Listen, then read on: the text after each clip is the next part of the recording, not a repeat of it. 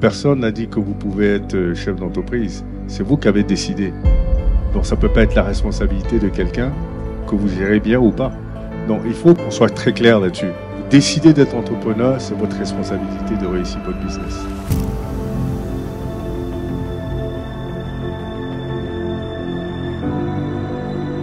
Vous accédez à des financements, qu'est-ce que vous en faites? Tout le monde se concentre sur accéder au financement, mais une entreprise, quand elle s'est créée, son meilleur financier, vous savez c'est qui? C'est son client.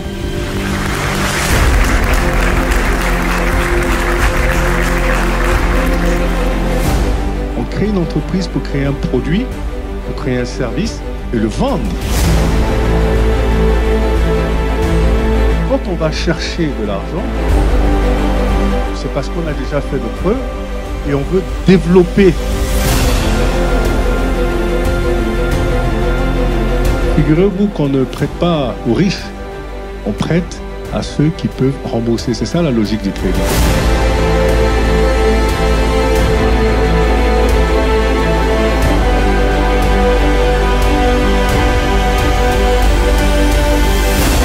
Vous ne pouvez pas créer des entreprises sans créer des entrepreneurs.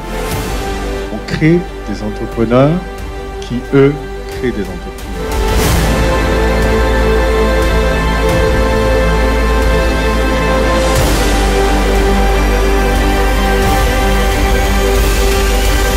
Allez pour vous raconter l'histoire des gens. Vous allez comprendre comment on fait pour réussir un projet de vie. Malheureusement, les jeunes Africains n'ont pas beaucoup de modèles sur le continent. Les Africains n'aiment pas partager leur succès. Chacun reste dans son coin de façon très égoïste et estime que s'il a réussi, il a réussi seul. Et donc les autres devraient se débrouiller aussi. Moi, je pense différemment. Je suis très généreux et je pense qu'il est extrêmement important de partager. Et je me suis rendu compte que partager mon histoire a permis à des jeunes de réussir leur projet. Donc évidemment, c'est ma contribution à ce continent que j'adore.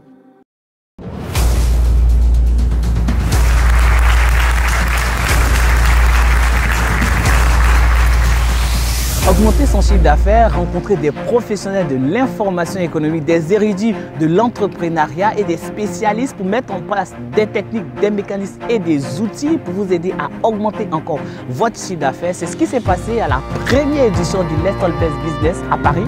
On remet le couvert en Belgique dans cet magnifique environnement de l'Africa Museum ce 4 novembre 2023 avec les entrepreneurs de la Belgique.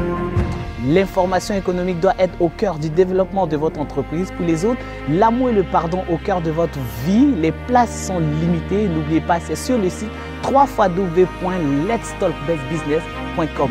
À très bientôt.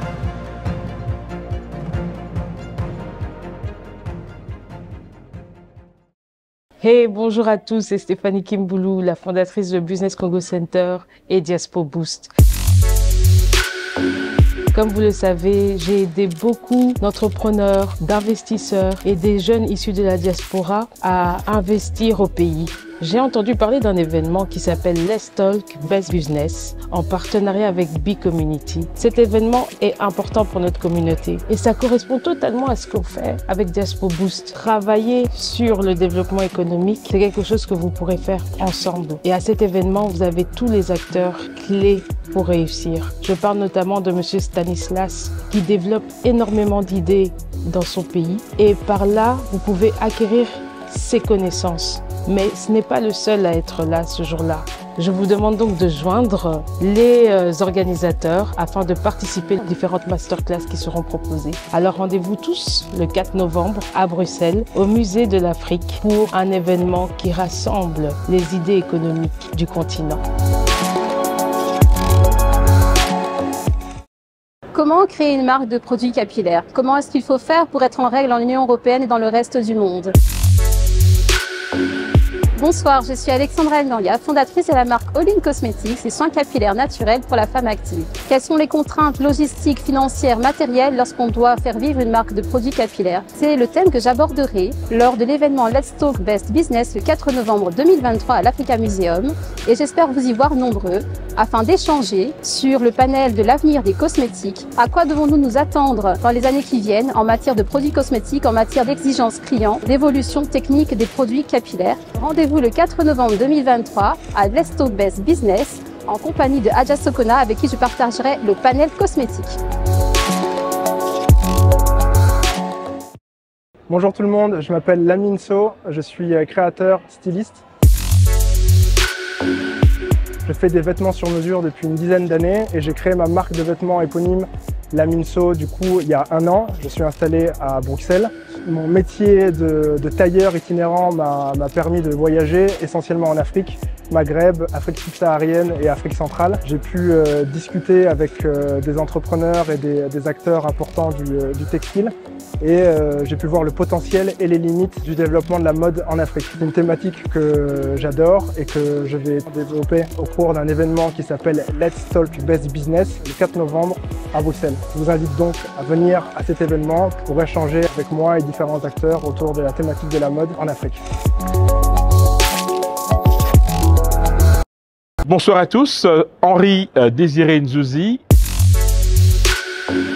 concepteur des apéros de la diversité. C'est avec beaucoup de joie et de plaisir que je vous annonce d'abord ma participation, mais surtout l'événement de l'année Let's Talk Best Business. Ce sera le 4 novembre 2023 à l'Africa Museum. Un rendez-vous extrêmement important pour ceux qui souhaitent entreprendre, élargir leur réseau et créer les conditions de leur développement. Vous aurez l'opportunité de rencontrer des profils inspirants et inspirés avec lesquels il sera possible bien évidemment d'interagir. J'aurai l'immense plaisir de vous accompagner durant cette soirée en ma qualité de modérateur.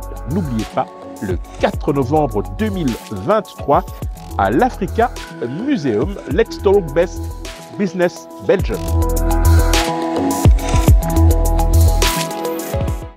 Si tu es entrepreneur ou chef d'entreprise, alors écoute bien ce qui suit.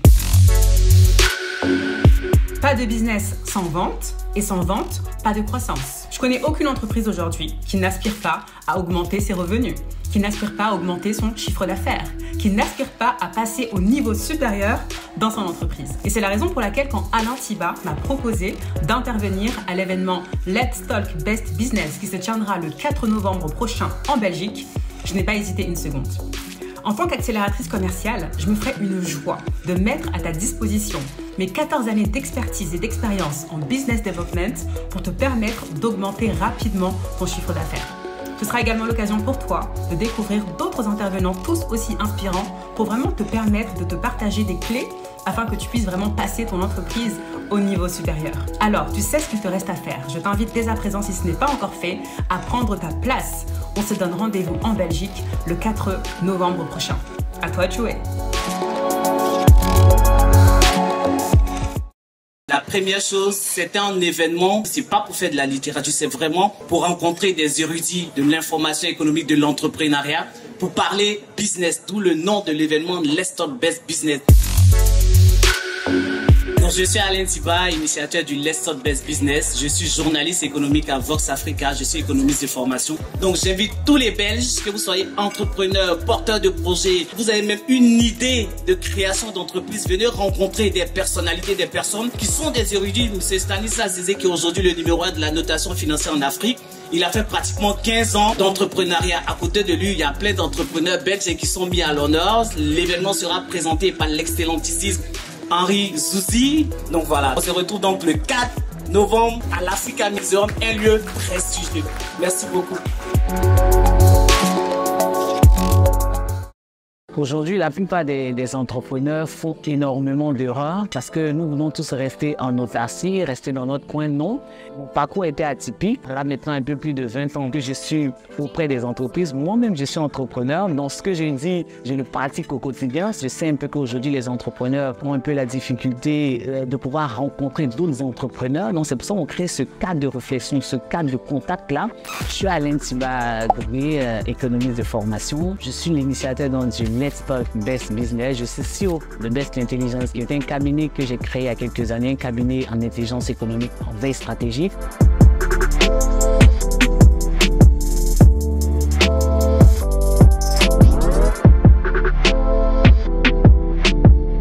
après, c'est un parcours par rapport à ma carrière parce que j'ai travaillé au sein de la Chambre de commerce et d'industrie de Côte d'Ivoire où j'étais en charge aussi d'aider les entreprises en termes de création, en train de collecter d'informations, en termes de prise de décisions stratégiques. Aujourd'hui, lorsque je suis arrivé en France et tout, j'ai fait l'école de guerre où j'ai appris aussi un thème d'appui aux entreprises et tout. Et cela m'a permis donc de maîtriser l'environnement économique des entreprises. Et le constat qui a permis donc la création du Let's Talk Best Business, c'est que je me suis rendu compte en fait que, après études bien sûr, on s'est rendu compte que la plupart des entreprises avaient des difficultés sur des questions de collecte d'informations, sur des questions de traitement, sur des questions de prise de décision. Et les entreprises ne savaient pas forcément c'était quoi l'intelligence économique, c'était quoi la veille stratégique.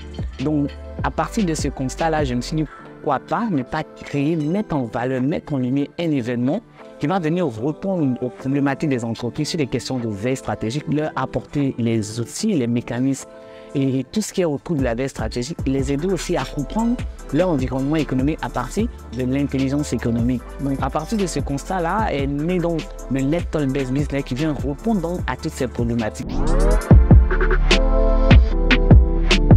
Le but de l'événement finalement, c'est de créer donc des opportunités entre les entrepreneurs, d'aider les entreprises à sécuriser leur patrimoine informationnel et surtout d'aider les autres entreprises porteurs de projets à avoir l'esprit d'entrepreneurial. Le but étant toujours, je le dis souvent, d'augmenter son chiffre d'affaires. Donc l'idée du Let's Talk Best Business, c'est vraiment d'aider les entreprises, de leur permettre de collecter les informations, mais surtout de prendre la bonne décision stratégique.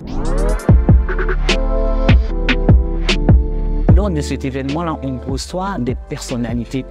Cet événement, ce n'est pas pour faire de la littérature, ce n'est pas que pour parler, parce que quand vous invitez une personnalité comme M. Stanislas José, qui a un peu plus de 20 ans à son actif en termes d'entrepreneuriat, c'est quelqu'un qui est un érudit, qui sait c'est quoi l'entrepreneuriat, il a traversé des difficultés, comment est-ce qu'il a pu surmonter ces difficultés jusqu'à arriver aujourd'hui à avoir son entreprise Bounty Investment, qui est aujourd'hui l'une des entreprises importantes sur le continent africain ou bientôt dans le monde.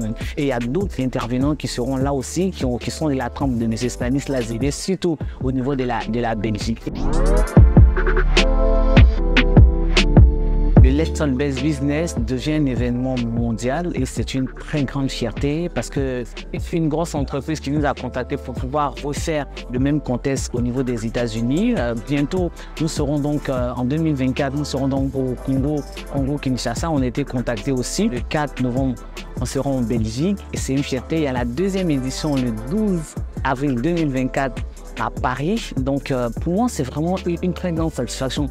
Regardez le fait de réunir tous ces entrepreneurs, le fait de réunir toutes ces personnalités qui viennent pour aider les entrepreneurs à les faire grandir dans l'aspect de la croissance économique, c'est important, c'est une fierté. Parce que imaginez-vous un jeune entrepreneur qui commence et qui vient à un événement comme ça, rencontrer des grandes personnalités qui ont déjà fait leur preuve, qui sont plus à présenter, échanger avec ces personnes parce que ces personnes sont disponibles lors de l'événement pour pouvoir échanger, avoir des conseils pratiques sur des questions qu'un jeune entrepreneur peut se poser. C'est vraiment une grande dynamique et pour moi, c'est une très grande victoire. Mais l'événement, ce n'est pas mon événement. Aujourd'hui, le Let's Talk Best Business, c'est l'événement de tous les entrepreneurs, que vous soyez en France, que vous soyez en Belgique, que vous soyez en Côte d'Ivoire, que vous soyez partout en Afrique. L'événement aujourd'hui est devenu l'événement des entrepreneurs. En 2024 aussi, on sera en Côte d'Ivoire pour organiser le Let's Talk Best Business Côte d'Ivoire parce que tout ce qu'on a appris, tous les événements que j'ai pu organiser, moi en tant qu'Ivoirien, au niveau de l'Europe et au niveau de la France, on va venir en Côte d'Ivoire pour aider les entrepreneurs ivoiriens à avoir les outils, à avoir les mécanismes, à avoir les techniques, vraiment pour pouvoir augmenter les chiffres d'affaires. Aujourd'hui, on parle énormément d'éveil stratégique, on parle d'intelligence économique. La Côte d'Ivoire est un pays qui est en plein boom, donc on vient avec cette expertise-là pour aider les entrepreneurs et les entreprises ivoiriennes à véritablement prendre le Let's Talk Best Business comme leur événement. Et comme je vous le dis toujours, l'information économique doit être au cœur du développement de votre entreprise que pour les autres. L'amour, le pardon au cœur de votre vie. N'hésitez surtout pas à prendre vos places parce que les places sont limitées. C'est sur les sites www.letstalkbestbusiness.com. On se dit à très bientôt en Belgique.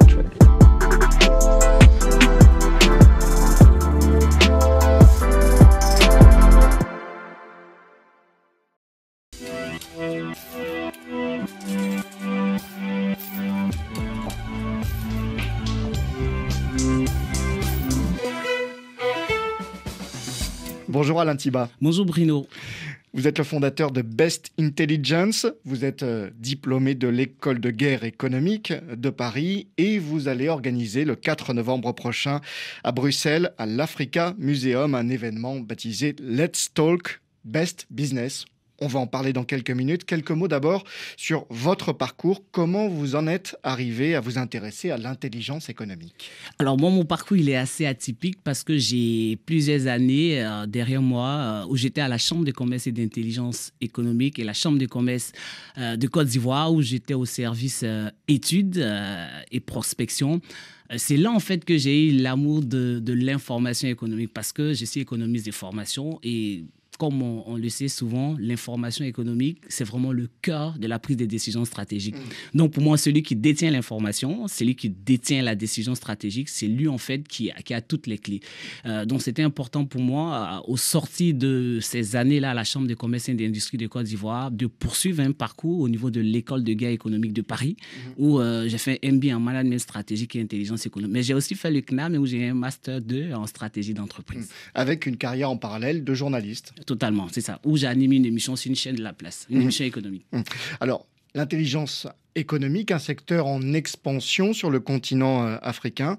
Est-ce que ça veut dire que le continent a pris du retard par rapport aux autres? Le continent a pris effectivement du retard parce que peut-être les dés ou les idées étaient plutôt tournées peut-être sur les aspects de développement. Mais ce qu'il ne faut pas oublier, c'est que lorsqu'on parle de développement, il faut intégrer l'intelligence économique. Parce que l'intelligence économique, ça nous permet d'abord de collecter l'information, la bonne information, de se positionner par rapport au développement stratégique.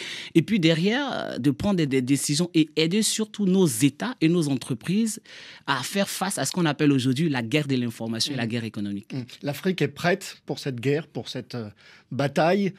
On ne va pas forcément utiliser des mots trop guerriers. L'Afrique est prête pour ne pas brader ses intérêts. C'est ce qu'on dit souvent.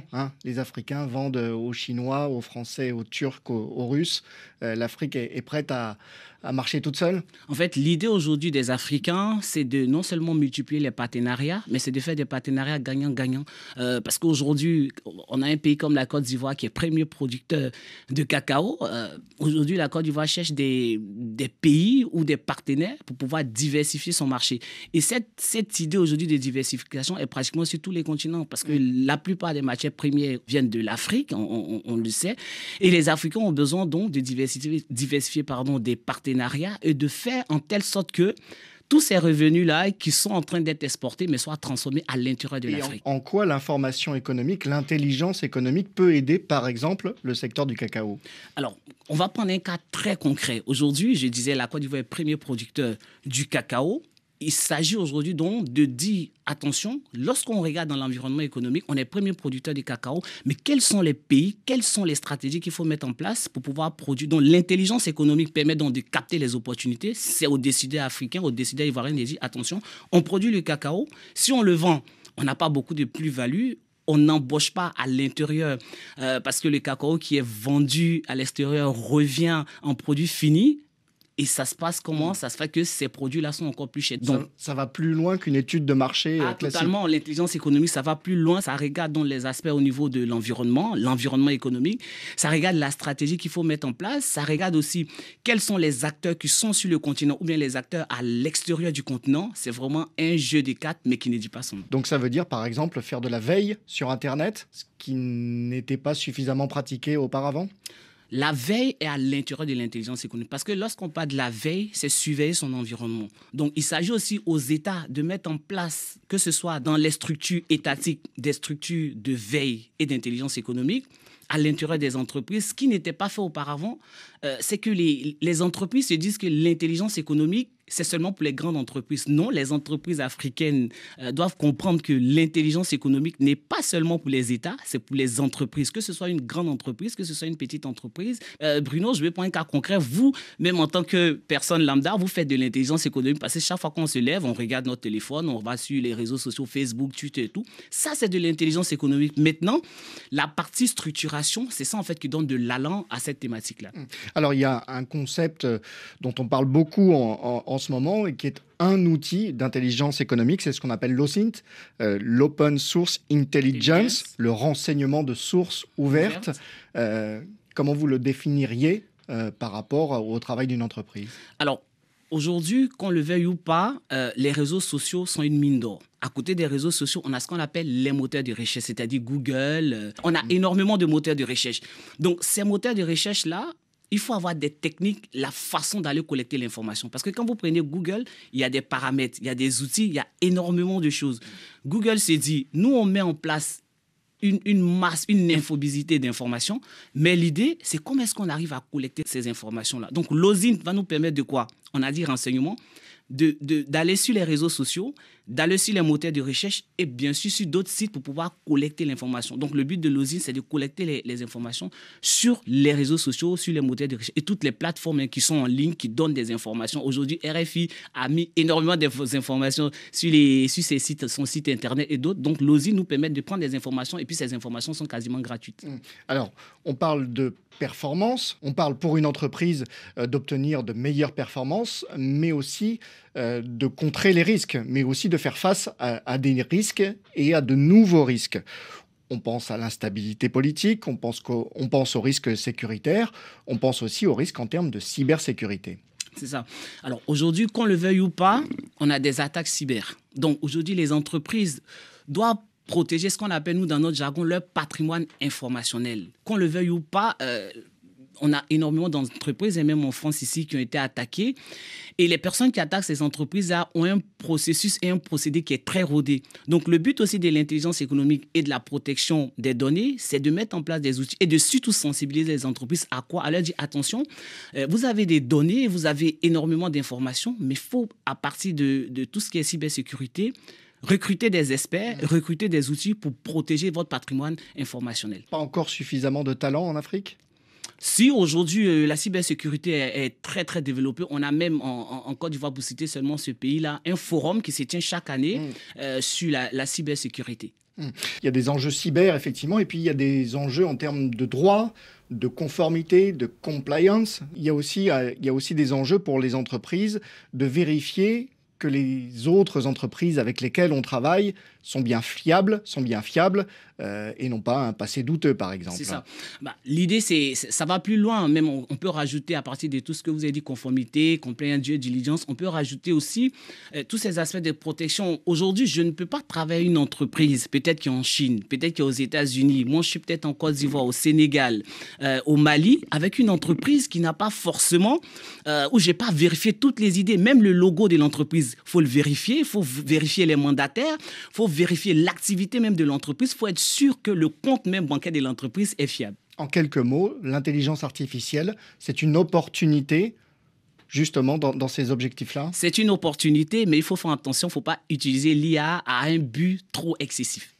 Quelques mots, Alain Thiba, sur cet événement, donc Let's Talk Best Business. Vous attendez un certain nombre d'invités à Bruxelles? On attend 200 personnes à Bruxelles, dont l'invité et l'intervenant vedette, c'est M. Stanislas Zizien, qui est le PDG de Bloomfield Investment Company, qui nous fait l'honneur d'être à Bruxelles le 4 novembre, comme vous l'avez dit, 2023, c'est à l'Africa Maison. On invite tout le monde à venir participer à cet événement qui est lié aussi à l'intelligence économique. Et donc, en quelques mots, le programme? Le programme, ce sont des thématiques. Il y aura donc 4 masterclass. On commence à partir de 9h. 4 masterclass sur la digitalisation, sur l'intelligence économique, sur effectivement les problèmes de conformité. Et puis aussi à la fin, bien sûr, les entreprises viennent pour augmenter leur chiffre d'affaires. On parlera aussi de la vente et des stratégies de développement et d'augmentation des chiffres d'affaires. Merci Alain Thiba. C'est moi.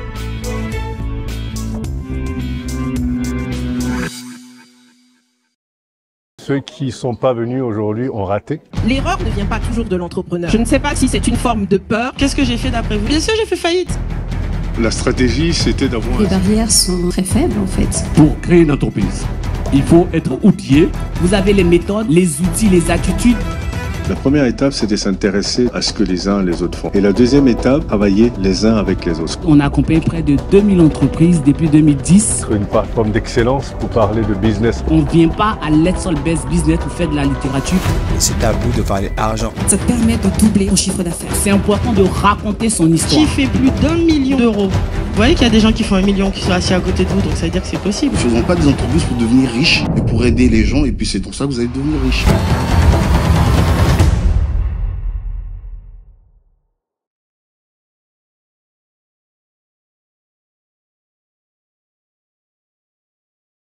En fait, la différence entre beaucoup d'entrepreneurs qui vont avancer et d'autres peut-être qui vont stagner, c'est la formation. Venir à Let's Talk Best Business, c'est investir en soi pour se former, c'est capital. Pour évoluer, il faut se former.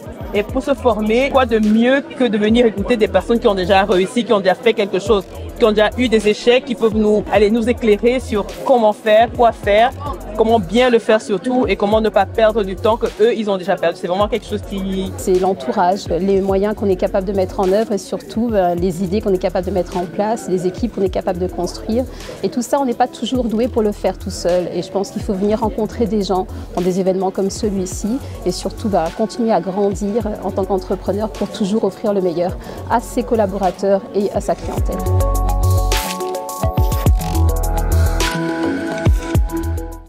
Souvent, il y a des gens qui se mangent des murs, ont des difficultés, etc. Mais le fait d'être dans un environnement comme celui du LTBB permet d'avoir des codes, des connexions, mais aussi d'avoir les informations pour rendre son business encore plus rentable. Que quand on entreprend, c'est d'avoir les codes, c'est d'avoir les bonnes informations. Souvent, on va se lancer, on ne sait pas comment je peux accéder à la rentabilité de mon entreprise. Le risque, c'est quand vous ne pouvez pas le contrôler.